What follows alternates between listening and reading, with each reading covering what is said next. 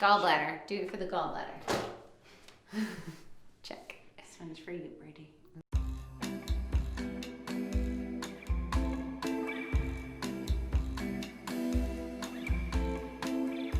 Hi, I'm Allie. And I'm Becky. We're registered dietitians that are passionate about using food as medicine, and we use functional approaches to whole body health. In today's video, we are going to be talking about some of the risk factors for gallbladder disease and gallstone formation, as well as natural approaches to gallbladder health. So let's first unpack what the gallbladder is and what its primary functions are. Yes, so I think, a lot of us talk about the gallbladder when it's about to be removed or we're having a gallstone attack. So I think it's really important to say that, it's a really small organ, but it's an important part of our digestive process. So the gallbladder is actually a storage tank for bile, and it's storing about 1 to 3 ounces of bile, where your liver is making 27 to 30 plus ounces per day to help with the emulsification of fats. Yes, so that bile transfers from the gallbladder at times of meals, especially fat intake, and that stimulates the bile release from the gallbladder, and that's delivered to the duodenum, which is the upper part of your small intestines. The bile is going to have buffering electrolytes to help to keep the pH a little bit more basic. It's also going to play a role with driving cholesterol and phospholipids, and it aids in emulsification, as Becky said, so helping to kind of gather matter. When we have insufficient bile flow, this can drive bowel irregularity and interfere with your detoxification pathways.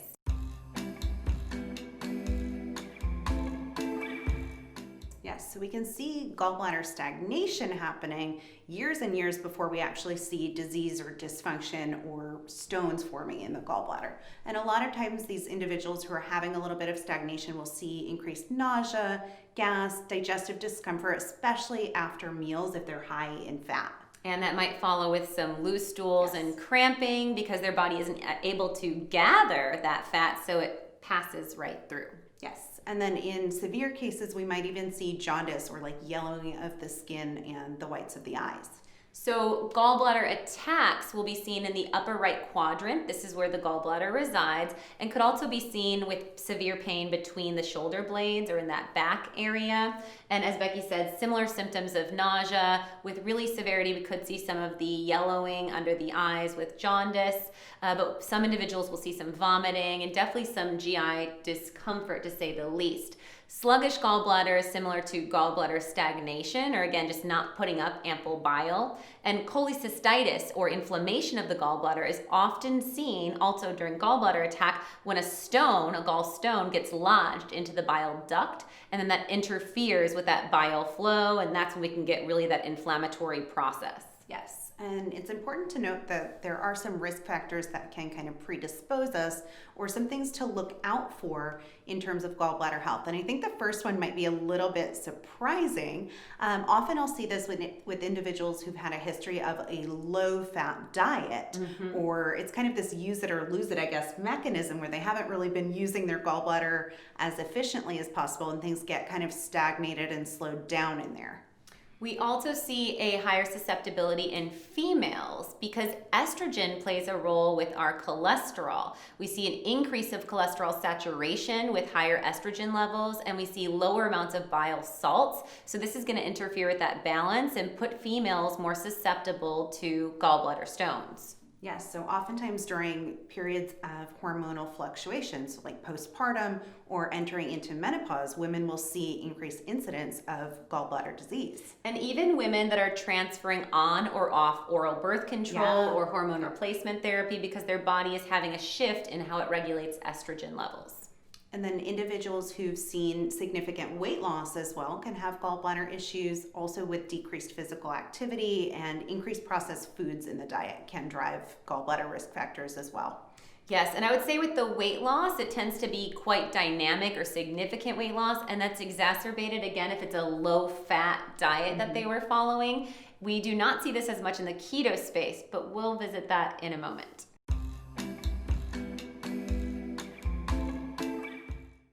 So all of that to say, a gallstone attack or gallbladder inflammation is definitely not comfortable and something that we can get ahead of with some simple food as medicine strategies. So the first thing we want to do is move that bile because again, stagnation will lead the gallbladder more prone to the stone formation. So you want to think of bitters. Bitters are going to stimulate that salivary secretion in the mouth, but also bile flow from the liver. So thinking of things like dandelion and bitter leafy greens like endive and radicchio. We also can think of things like artichoke. These tend to stimulate bile flow. And what's more with the leafy greens is they provide us magnesium. So magnesium could be considered as a supplement like our Relax and Regulate, which is magnesium bisglycinate. This would be a fantastic tool because the magnesium bisglycinate supports neuromuscular function, which is going to also enhance that peristalsis or the pumping of the intestines to move your bowel mass, as well as helping with like pain in the neck and shoulders. But we've seen in research that magnesium deficiency, which is quite common, especially in stressed individuals, can actually exacerbate gallstone formation.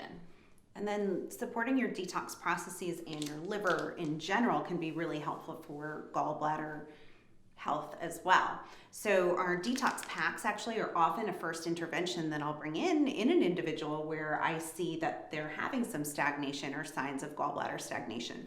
So the phase 1 pill in our detox support packs actually is going to have things like milk thistle and beetroot and ox bile to help to drive that bile flow a little bit more. Right, so we're supporting the liver while driving that movement. The third thing you want to consider is upping your fiber game. So we can do this with whole food fibers like chia seed and again our leafy greens, but adding phytofiber is a great way to use plant-based compounds including psyllium husk. Psyllium husk has been shown in studies to actually aid in sequestering that cholesterol and bile, and that reduces the bile stone formation. This can also aid in supporting bowel regularity, and this has things like pectin in it as well, and cranberry. So we're looking at compounds that can support healthy uterine function, preventing against UTIs, and so much more.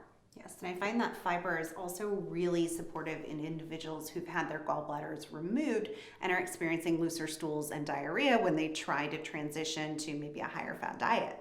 And then using turmeric both in a whole food form and in our super turmeric supplement would be helpful as it also can help to stimulate bile flow, reduce inflammation and pain, and aid in gallbladder emptying.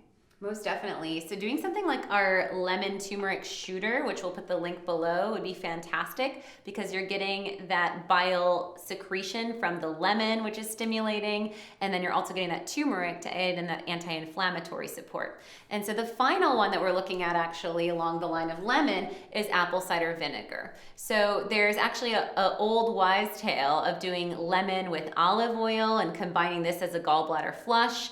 Now, I really wouldn't recommend doing that because I have not seen clinical research to support its outcomes. A lot of the deposits that people will photograph or talk about their gallstones being liberated is really just emulsification of the oil and fecal deposits and that acidity. So not proven by science that that actually supports the gallbladder. I do find healthy fats to be beneficial and I do find lemon to be beneficial. But to be more therapeutic, I'd recommend the Bragg's apple cider vinegar. This is going to provide that acetic acid and that malic acid. The malic acid is what we see in research to actually help to break up those gallstones. And that's also why some people discuss doing an apple juice cleanse.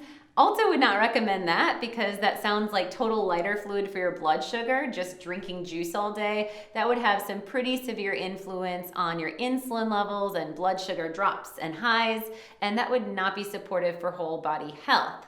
So just doing a concentrated shooter of apple cider vinegar, like the Bragg's that has the mother, is going to provide us that probiotic, also provide us that acidity to stimulate the bile flow, and that malic acid that will break up the gallstones. About a tablespoon to 2 of Bragg's apple cider vinegar with about an ounce of water.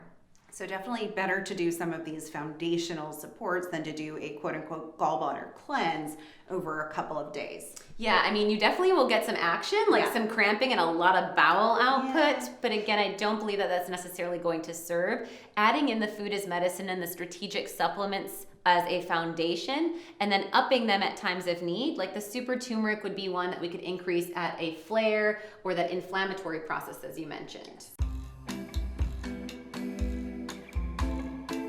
And one question that I think we are going to get a lot on here, so I want to address it. Can you do keto if you don't have a gallbladder or if you're dealing with gallbladder distress? Yes, because the number one recommendation in the allopathic conventional medical model is, you don't really need your gallbladder. It's only holding a tiny amount of bile anyway, not to mention that the gallbladder does concentrate the bile and play a little bit different mechanism. But they say once we've removed it, well, now you should go on a low-fat diet for life. Obviously, us being fans of a fat-fueled lifestyle are not on board with that. We recommend still having healthy fats, and we actually see them to be very anti-inflammatory and supportive of whole body health. Olive oil, your fish oil from your wild-caught fish, and even fats from your saturated fats of pasture-raised animals would be totally appropriate. But when you don't have that storage tank, sometimes the fat will kind of run through you and create some bowel distress or loose stool. So we highly recommend using the digest aid. This would be with individuals that have gallbladder stagnation, stones, or have had a gallbladder removal most definitely. This is going to have ox bile in it, so you take this about 10 to 15 minutes prior to your meal. So the perfect cauldron of enzymes and hydrochloric acid and bile is all happening in your system. So when the food hits the belly, that emulsification can occur and you will not see that stress of the fat intake. You may need to step up strategically your fat intake when you're doing a keto diet. You don't want to go from 50 grams of fat to 110 overnight, but by using digest aid, especially in company with the phytofiber, which is going to bind and slow down that motility, we can see really successful outcomes with a ketogenic diet. Yes, I think that's a really, really good point to make. So don't go from 0 to 60, especially if you've been recommended a low-fat diet and are kind of ramping into keto.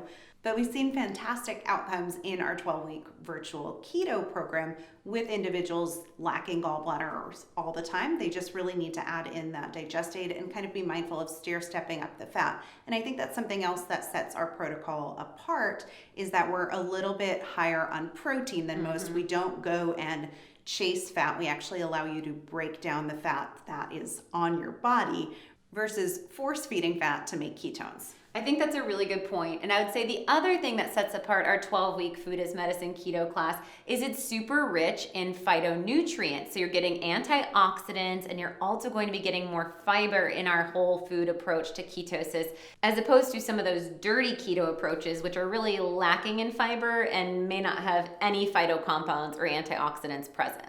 Yes, absolutely. So let us know, drop us a comment below on what you found most helpful or most enlightening to you, or what tip you're going to try to support your gallbladder.